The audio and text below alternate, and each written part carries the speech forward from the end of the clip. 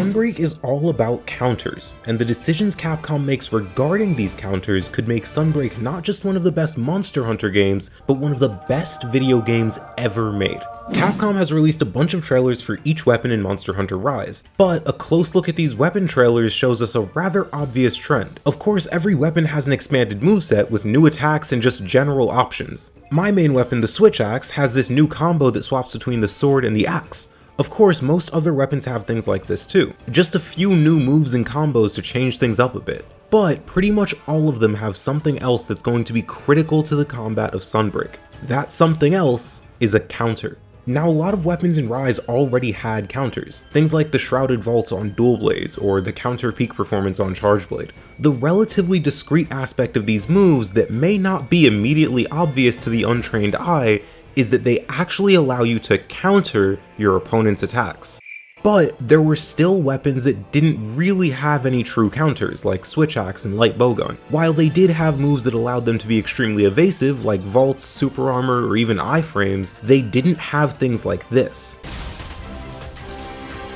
Well, until now. So with more counters than ever, how will this affect the gameplay? There are a couple of ways. First, it's going to make the gameplay a whole lot faster. With these counters, the gameplay doesn't really have to stop. A simple example of this is something like the Charge Blade's guard points from as far back as 4 Ultimate. You can guard point and then instantly counter with an elemental discharge. If you couldn't counter with the elemental discharge, you'd instead guard point and then run in for your chance to attack. This seems like a small difference, but it's in these little interactions that the game goes from being a hit and run to a non-stop flurry of attacks between you and the monster without a moment to breathe for either of you. For an extreme example of this, you can look at the Longsword, a weapon so fast and counter heavy that you almost never have to stop attacking. The second big change that will result from these counters is a lack of commitment. This time, look at the difference between Greatsword in games before and after World.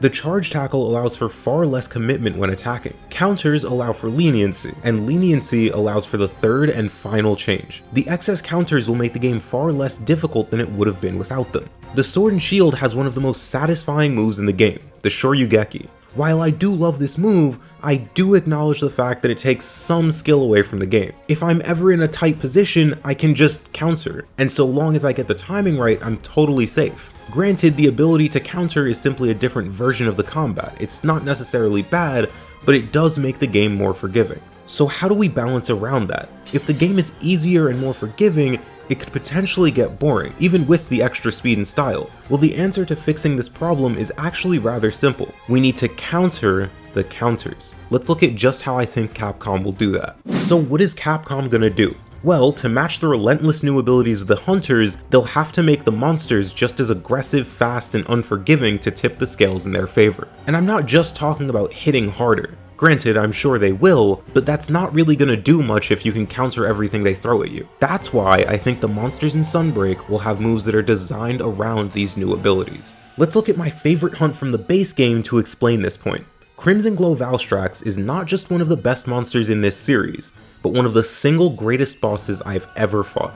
This fight is quick, frantic, and cinematic, and a single mistake could lead to failure. As a result, it's no surprise that it's one of the very few bosses in Rise that actually gave me some trouble. The reason for that is because of how brilliantly it synergizes and blends with the game's mechanics. It has attacks that deliberately bait out wirefalls, like this one where it pierces the ground with its wing and then follows up with a second one. If you wirefall that first one, you'll almost certainly get hit by the second. And with how much damage this monster can do, that's basically a free trip back to the base camp.